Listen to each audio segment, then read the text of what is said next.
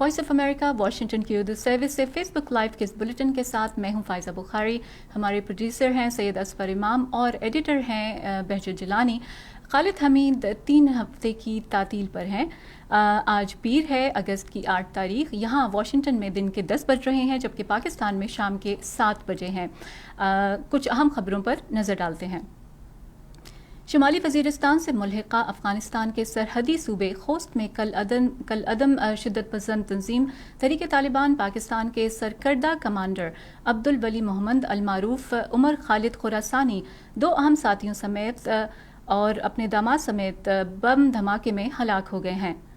بتایا جاتا ہے کہ عمر خراسانی کمانڈر مولوی حسن اور مفتی دولت کے ساتھ خوست سے ملحقہ پکتیکا کے علاقے بیرمل جا رہے تھے کہ ان کی گاڑی کو بم سے نشانہ بنایا گیا. سرحد پار افغانستان سے ملنے والی اطلاعات کے مطابق عمر خالد خراسانی کی گاڑی کو مبینہ طور پر ڈرون حملے کی مدد سے نشانہ بنایا گیا. کل عدم تنظیم تحریک طالبان پاکستان کے ذرائع نے عمر خالد خراسانی کے ساتھیوں سمیت ہلاکت کی تصدیق کی ہے، تاہم اس بارے میں ابھی تک کوئی باضابطہ بیان جاری نہیں کیا ہے. ادھر شمالی وزیرستان کے قصبے میر علی کے قریب سیکیورٹی فورسز کے ایک قافلے پر رکشہ سوار بمبار نے خودکش حملہ کر کے 3 سیکیورٹی اہلکاروں سمیت 4 افراد کو ہلاک اور 3 کو زخمی کر دیا ہے. ایک روز قبل اس علاقے میں سیکیورٹی فورسز نے ایک کارروائی میں 2 عسکریت پسندوں کو ہلاک اور متعدد کو زخمی کرنے کا دعویٰ بھی کیا تھا. پاکستان میں وفاقی تحقیقاتی ادارے FIA نے پاکستان فوج کے ہیلی کاپٹر حادثے کے بعد تضحیک آمیز مہم چلانے پر مبینہ طور پر پاکستان تحریک انصاف سے منسلک اکاؤنٹس کی تحقیقات کے لیے مشترکہ تحقیقاتی ٹیم تشکیل دے دی ہے. گزشتہ روز اس ٹیم میں صرف FIA کے اہلکار شامل تھے، لیکن اب اس میں ISI اور انٹیلیجنس بیورو کے افسران کو بھی شامل کر دیا گیا ہے. پاکستان تحریک انصاف نے ان تمام اکاؤنٹ سے لا تعلقی ظاہر کی ہے اور کہا ہے کہ پاکستان فوج کے خلاف نفرت آمیز مہم چلانے والوں کو پاکستان تحریک انصاف سے ان کا کوئی تعلق نہیں ہے. تاہم سوشل میڈیا پر ایسے ویڈیو بیانات موجود ہیں جن میں پاکستان تحریک انصاف کے کارکن پولیس اور FIA کی حراست میں نفرت آمیز ٹویٹس کرنے کا اقرار کر رہے ہیں. پاکستان میں 9 محرم الحرام کے موقع پر جلوس نکالے جا رہے ہیں. اس موقع پر سیکیورٹی کے سخت انتظامات کیے گئے ہیں جبکہ بیشتر مقامات پر موبائل فون سروس بھی بند کر دی گئی ہے. نواسۂ رسول اور ان کے رفقا کی میدان کربلا میں دی جانے والی قربانیوں کی یاد میں ملک بھر کے تمام چھوٹے بڑے شہروں میں 9 محرم الحرام کے روز جلوس نکالے گئے ہیں. اس موقع پر حکومت کی جانب سے ملک بھر میں خصوصاً حساس شہروں اور علاقوں میں سیکیورٹی کے سخت انتظامات کے تحت پولیس، رینجرز اور فوج کی نفری تعینات کی گئی ہے، جبکہ قیام امن کے لیے حساس مقامات پر موبائل فون اور انٹرنیٹ سروس بھی جزوی طور پر بند کر دی گئی ہے. کئی شہروں میں موٹر سائیکل کی ڈبل سواری پر بھی پابندی عائد کی گئی ہے. کابل میں آج پیر کو یوم عاشور منایا گیا جبکہ گزشتہ 3 دنوں میں مغربی اور وسطی کابل میں کم از کم 3 دھماکوں میں عاشورہ کے عزاداروں کو نشانہ بنایا گیا. آخری دھماکہ مقناطیسی بارودی سرنگ میں ہوا اور کابل شہر کے چنداوال علاقے میں ایک مسافر گاڑی کو نشانہ بنایا گیا اور جس میں جانی نقصان بھی ہوا. زخمیوں کو کابل کے ابن سینا ہسپتال لے جایا گیا ہے. طالبان نے کل شام کے حملے پر تاحال کوئی تبصرہ نہیں کیا ہے. یوناما نے طالبان پر زور دیا ہے کہ وہ عاشورہ کے ماتم کرنے والوں کے لیے سخت سیکیورٹی کے انتظامات کریں. کابل میں حالیہ دنوں میں اسلامک اسٹیٹ کی جانب سے دھماکوں کا دعویٰ کیا گیا جن میں 120 سے زائد افراد ہلاک اور زخمی ہوئے. اسی دوران کابل شہر کے کئی علاقوں میں پیر کے روز ٹیلی کمیونیکیشن سروسز بھی معطل کر دی گئی ہیں جس کی وجہ سے موبائل فون کام نہ کرنے کی وجہ سے عوام میں غم و غصہ پایا جاتا ہے. طالبان نے تاحال کابل کے کچھ حصوں میں موبائل فون سروس کی معطلی پر کوئی تبصرہ نہیں کیا ہے. طالبان کے قائم مقام وزیر داخلہ سراج الدین حقانی نے ایمن الظواہری کے گھر پر امریکی ڈرون حملے کے بعد افغانستان کے جنوبی صوبوں کا دورہ کیا ہے اور ان کا کہنا ہے کہ عالمی برادری کے ان مطالبات کو قبول نہیں کریں گے کہ جو اسلامی اقدار کے خلاف ہیں. وہ اتوار کو صوبہ ہلمند کے ضلع سنگین میں ایک اجتماع سے گفتگو کر رہے تھے. ایمن الظواہری کے گھر پر امریکی ڈرون حملے کے بعد حقانی کابل سے روانہ ہو گئے تھے. طالبان کے نائب وزیر تعلیم سید احمد شاہد خیل کا یہ کہنا ہے کہ مناسب نصاب نہ ہونے کی وجہ سے سیکنڈری تعلیم نہیں دی جا رہی ہے۔ نائب وزیر نے میڈیا کو بتایا کہ اخلاقیات، عقیدہ، بچوں کی پرورش اور شادی سے متعلق سائنسی موضوعات کو طالبات کی تعلیمی نصاب میں شامل کیا جائے گا۔ انہوں نے کہا کہ طالبان بالآخر لڑکیوں کے اسکول کھولیں گے جب ان تمام مسائل کو حل کر لیا جائے گا، لیکن انہوں نے مزید یہ بھی کہا کہ طالبان بین الاقوامی دباؤ میں لڑکیوں کے اسکول نہیں کھولیں گے۔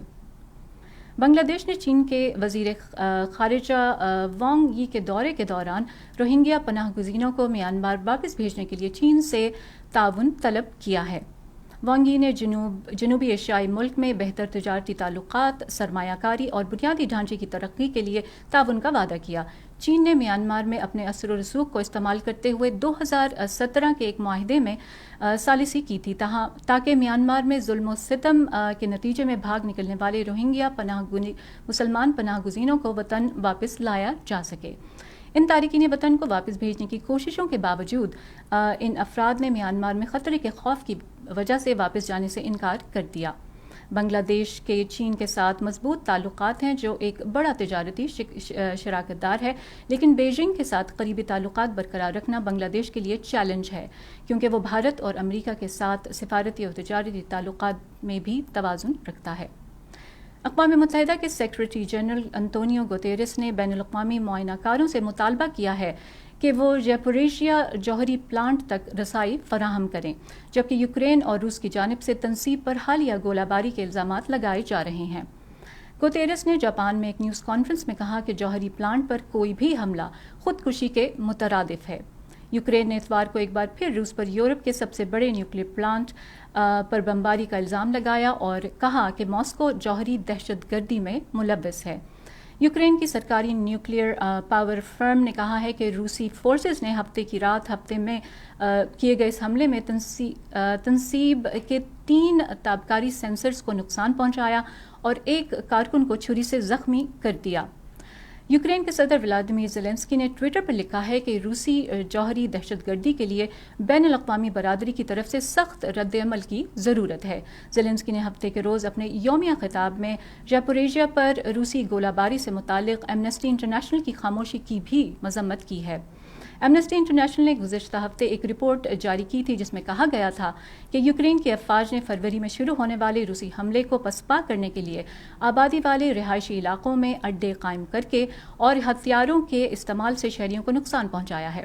ایمنسٹی انٹرنیشنل یوکرین کی سربراہ نے بھی عالمی ادارے کی رپورٹ کا معاملہ اٹھایا اور احتجاجاً اپنے عہدے سے استعفیٰ دے دیا۔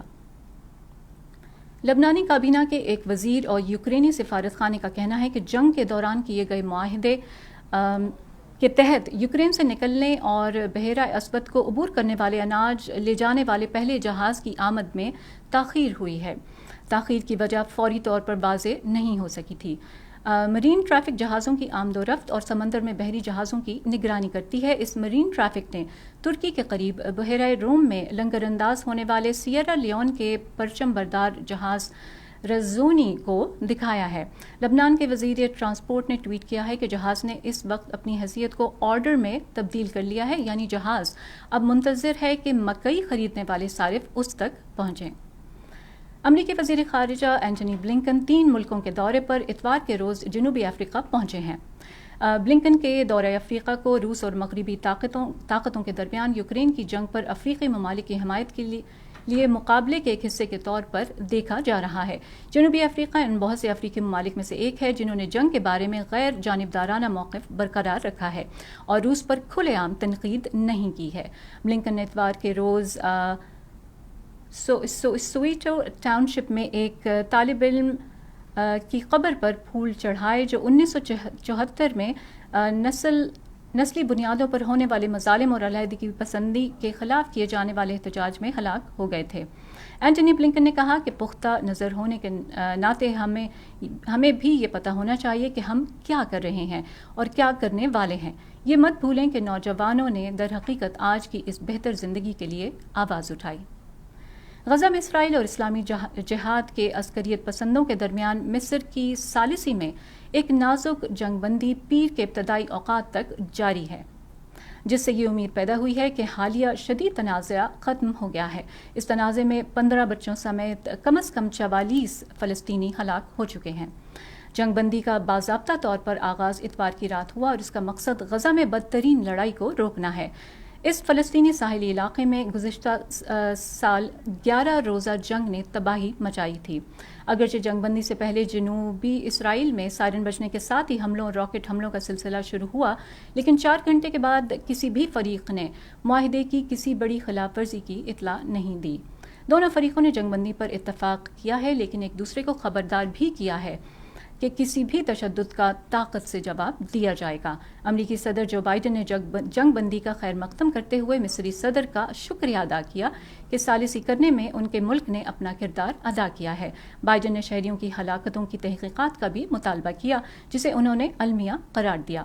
اقوام متحدہ کے مشرق وسطیٰ کے امن مندوب نے ایک بیان میں کہا ہے کہ صورتحال اب بھی بہت نازک ہے اور وہ تمام فریقین سے جنگ بندی کی پابندی کرنے کی اپیل کرتے ہیں۔ 2015 کے ایران جوہری معاہدے کو بحال کرنے کے لیے نئے سرے سے شروع ہونے والے مذاکرات میں حصہ لینے والے کلیدی مذاکرات کاروں کا کہنا ہے کہ وہ معاہدے کے امکان کے بارے میں پر امید ہیں۔ روسی سفیر نے اتوار کو کہا کہ وہ تکمیل کے بہت قریب ہیں۔ یورپی یونین کے اعلیٰ مذاکرات کار نے بھی کہا کہ وہ مذاکرات کے اب تک ہونے والی پیش رفت کے بارے میں انتہائی پر امید ہیں۔ ایران، امریکہ اور یورپی یونین کے مذاکرات کاروں نے تہران کے ٹوٹے ہوئے جوہری معاہدے پر بالواسطہ بات چیت 1 ماہ تک تعطل کے بعد جمعرات کو دوبارہ شروع کی ہے۔ ایران نے 2015 میں امریکہ، فرانس، جرمنی، برطانیہ، روس اور چین کے ساتھ جوہری معاہدہ کیا تھا، تاہم امریکہ کے سابق صدر ڈونلڈ ٹرمپ نے 2018 میں یک طرفہ طور پر امریکہ کو اس معاہدے سے الگ کر لیا تھا۔ جاپان اس مہینے اپنے 2 شہروں ہیروشیما اور ناگاساکی کے ایٹمی دھماکوں کی برسی منا رہا ہے، جس میں 2 لاکھ سے زیادہ لوگ مارے گئے اور نتیجتاً دوسری جنگ عظیم کا خاتمہ ہوا۔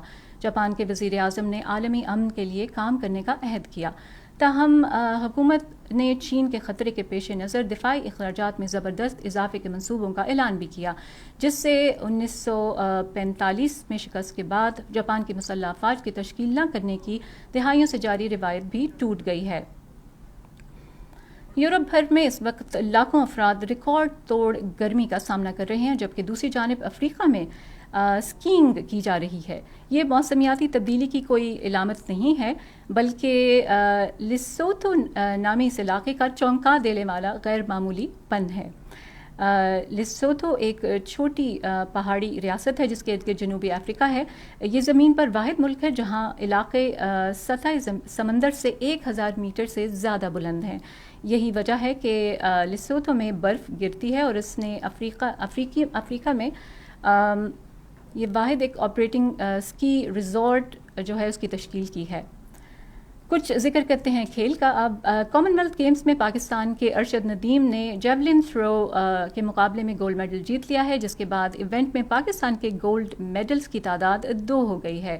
ارشد ندیم سب سے طویل تھرو پھینکنے والے جنوبی ایشیا کے پہلے اور ایشیا کے دوسرے ایتھلیٹ بن گئے ہیں۔ ان کی کامیابی پر پاکستان کی حکومتی شخصیات اور کھیلوں سے وابستہ سٹارز مبارکباد دے رہے ہیں۔ لندن کے شہر برمنگھم میں اتوار کو جیولن تھرو کے فائنل میں پاکستانی ایتھلیٹ ارشد ندیم بھرپور ایکشن میں نظر آئے۔ انہوں نے 5ویں راؤنڈ میں 90.18 میٹر کی ریکارڈ تھرو کر کے نہ صرف گولڈ میڈل اپنے نام کیا، بلکہ کامن ویلتھ گیمز میں پاکستان کی جانب سے سب سے طویل تھرو کر کے نیا ریکارڈ بھی بنا لیا ہے۔ کامن ویلتھ گیمز میں پاکستان نے اب تک مجموعی طور پر سونے کے 2 اور چاندی اور کانسی کے 3 تمغے حاصل کیے ہیں۔ یہ تھی اب تک کی چند اہم خبریں۔ اس کے ساتھ ہی آپ مجھے فائزہ بخاری کو اجازت دیجیے۔ ہمارے آج کے سیگمنٹ کے پروڈیوسر تھے سید اصفر امام اور ہماری ایڈیٹر تھیں بہجت جیلانی۔